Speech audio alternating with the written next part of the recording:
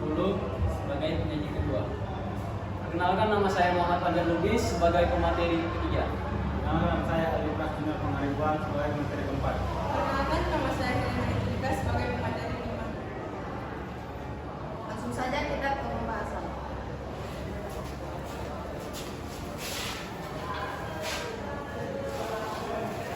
Baik, yang pertama yaitu efedrin. Efedrin merupakan sejenis obat yang termasuk dalam kelas obat simpatomimetik amina. Obat ini memiliki efek bronchodilator atau melebarkan saluran nafas dan stimulan sistem saraf pusat.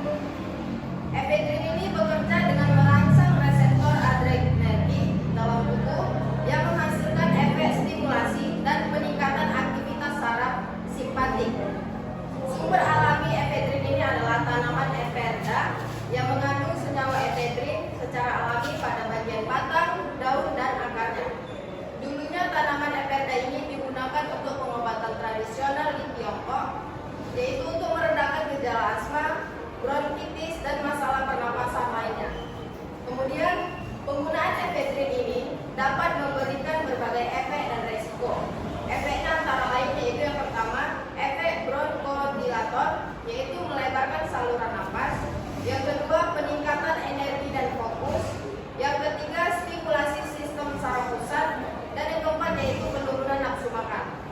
Kemudian ada juga beberapa resiko dalam penggunaan efedrin ini, yaitu yang pertama, efek samping kardiovaskular seperti peningkatan denyut jantung, tekanan darah tinggi, dan lainnya. Yang kedua yaitu efek samping sistem saraf pusat seperti kegelisahan, kecemasan, insomnia, dan lainnya. Dan yang terakhir yaitu kita itu dapat ketergantungan pada obat ini serta kita sering menyalahgunakan obat ini. Selanjutnya kepada pemateri kedua, siapa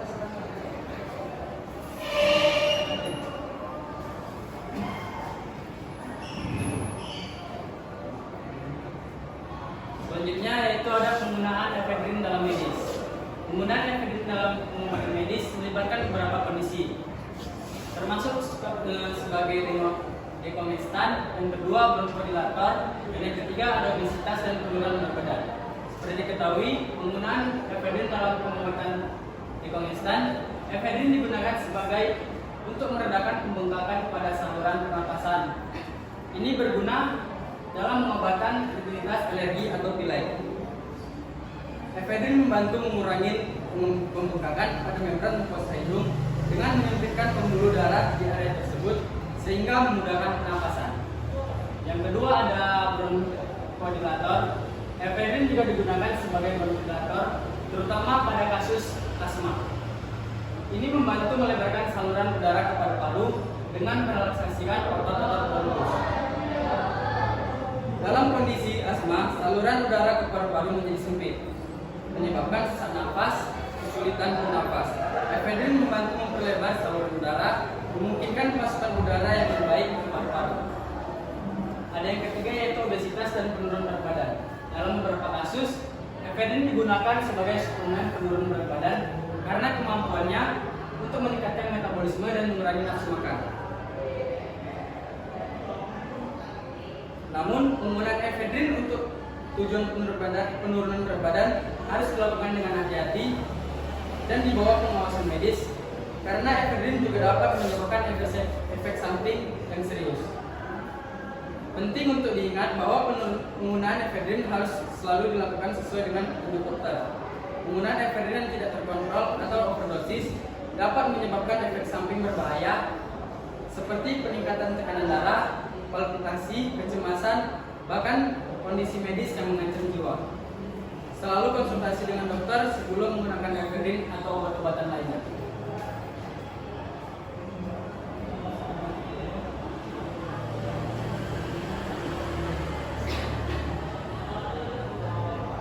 Adapun yang kedua itu penggunaan efedrin di luar medis. Penggunaan efedrin di luar pengawasan medis, terutama untuk meningkatkan kinerja fisik atau penurunan berat badan, sangat berisiko dan ilegal di banyak negara. Efedrin adalah stimulan yang dapat meningkatkan denyut jantung, tekanan darah, dan merangsang sistem saraf pusat. Penggunaannya tanpa pengawasan medis dapat menyebabkan efek samping serius seperti jantung berdebar-debar, tekanan darah tinggi, insomnia, dan bahkan berpotensi fatal. Selain itu, penggunaan efedrin untuk penurun berat badan juga tidak direkomendasikan karena dapat menyebabkan ketidakseimbangan yang berbahaya dalam tubuh untuk meningkatkan risiko masalah kesehatan jangka panjang. Penting untuk selalu berkonsultasi dengan profesional medis sebelum menggunakan obat atau suplemen seperti efedrin dan selalu mengikuti petunjuk dokter untuk mencegah risiko kesehatan yang serius. Baik, selanjutnya materi.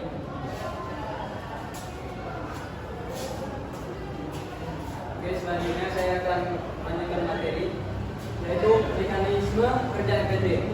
Mekanisme kerja efedrin terutama melibatkan aktivitasnya sebagai suatu agonis adrenergik. Berikut adalah mekanisme kerja utama efedrin. Yang pertama ada agonis adrenergik. Efedrin bekerja sebagai suatu agonis adrenergik yang berarti ia mengaktifkan reseptor adrenergik di tubuh. Dan yang kedua, efedrin terutama mengaruhi reseptor energi beta dan alfa, pelebaran saluran udara. Efedrin memicu pelebaran saluran udara dengan mengaktifkan reseptor energi beta 2 di saluran udara. Ini membantu meredakan gejala sesak napas pada individu dengan asma atau masalah pernapasan lainnya. Dan yang ketiga ada konstruksi pembuluh darah, yaitu efedrin juga dapat menyebabkan konstruksi pembuluh darah dengan mengaktifkan reseptor adrenergik alfa 1. Ini dapat meningkatkan tekanan darah dan menyebabkan vasokonstriksi. Dan yang keempat ada peningkatan detak jantung. Efedrin dapat meningkatkan detak jantung dengan merangsang reseptor beta 1 di jantung. Ini dapat meningkatkan suplai darah dan oksigen ke berbagai bagian tubuh. Dan yang kelima ada peningkatan kewaspadaan. Efedrin juga dapat mempengaruhi sistem saraf pusat dan tingkat kewaspadaan, mengurangi rasa kantuk dan meningkatkan energi. Adapun tambahan dari saya, yaitu mekanisme kerja efedrin terjadi pada stimulasi reseptor anergik. Efedrin bekerja merangsang reseptor anergik, terutama reseptor anergik beta dan alfa yang terdapat di berbagai jaringan dalam tubuh. Dan yang kedua itu ada relaksasi saluran udara. Adalah salah satu efek utama efedrin yang merangsang reseptor beta 2 disalurkan udara atau bronkus di paru-paru. Ini menyebabkan otot-otot menjadi besar. Dan yang ketiga ada kontraksi pembuluh darah. Efedrin juga dapat merangsang reseptor alfa 1 di pembuluh darah. Stimulasi ini dapat kontraksi pembuluh darah yang meningkatkan peningkatan tekanan darah. Dan yang terakhir, peningkatan pemberian oksigen. Dengan melebarkan saluran udara dan meningkatkan tekanan darah, efedrin dapat meningkatkan pemberian oksigen dengan ke seluruh jaringan tubuh. Selanjutnya, efek positif efedrin. Yang pertama, vasokonstriksi. Efedrin dapat menyempitkan pembuluh darah yang dapat membantu meredakan gejala sesak napas dan alergi penyegar. Dan yang kedua, efedrin dapat meningkatkan tingkatan kewaspadaan dan mengurangi rasa kantuk, sehingga digunakan dalam beberapa produk penyegar seperti obat, flu, penggunaan pada terapi respirasi. Dan yang ketiga ada efedrin. Kadang-kadang digunakan dalam terapi pernapasan untuk membantu melonggarkan saluran udara pada pasien dengan asma atau penyakit pernapasan lainnya. Adapun tambahan lainnya yaitu bronkodilator. Efedrin digunakan secara medis sebagai bronkodilator yang berarti ia membantu melebarkan saluran udara di paru-paru. Ini adalah efek positif dan pengobatan kondisi pernapasan seperti asma, bronkitis, dan alergi lainnya. Dan yang kedua, mengatasi tekanan darah. Efedrin digunakan dalam terapi sehat septik, kondisi medis serius yang dapat menyebabkan penurunan tekanan darah. Sekian dari ini akan dilanjutkan kepada pemateri keempat.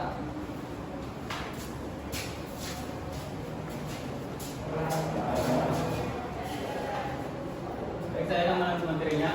Risiko efek negatif efedrin. Yang pertama itu adalah efek samping ke jantung. Beberapa efek samping ke jantung yaitu detak jantung yang meningkat, hipertensi, vasokonstriksi atau penyempitan pembuluh darah. Dan berikutnya itu ketergantungan.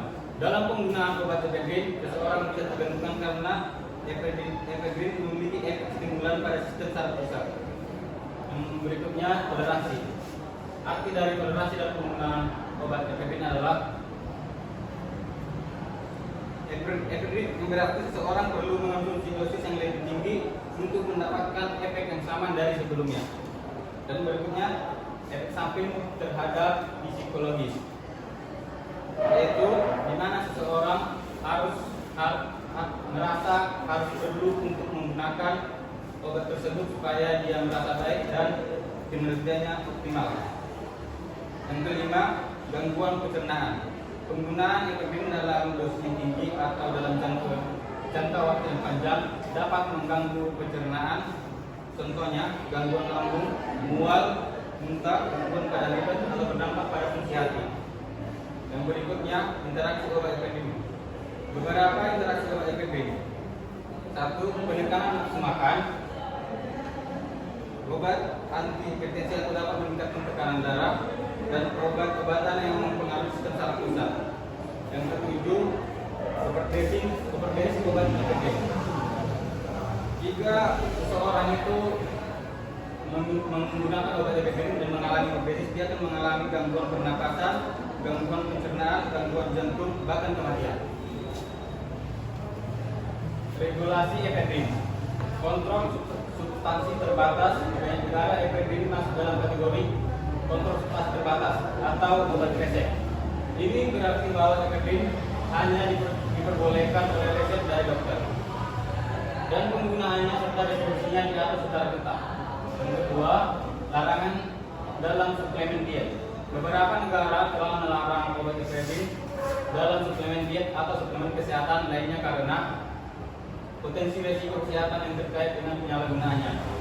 Berikutnya, pengawasan industri farmasi.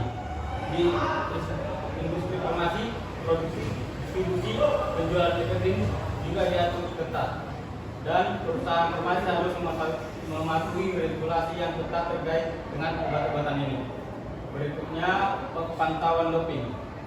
Di dunia olahraga, efedrin adalah zat yang dilarang dalam kompetisi dan diuji dalam pengujian doping. Atlet yang ditemukan positif menggunakan efedrin dapat menghadapi sanksi, termasuk diskualifikasi. Berikutnya akan dilanjutkan oleh teman saya.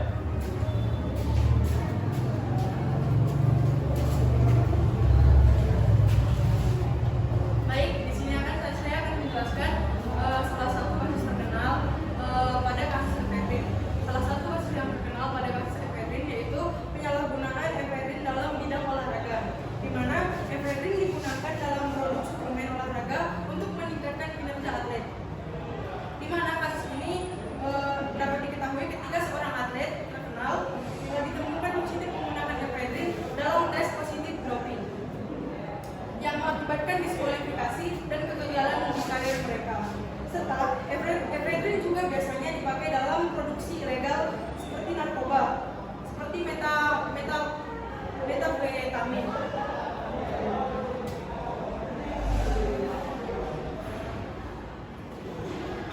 Jadi kesimpulannya, efedrin adalah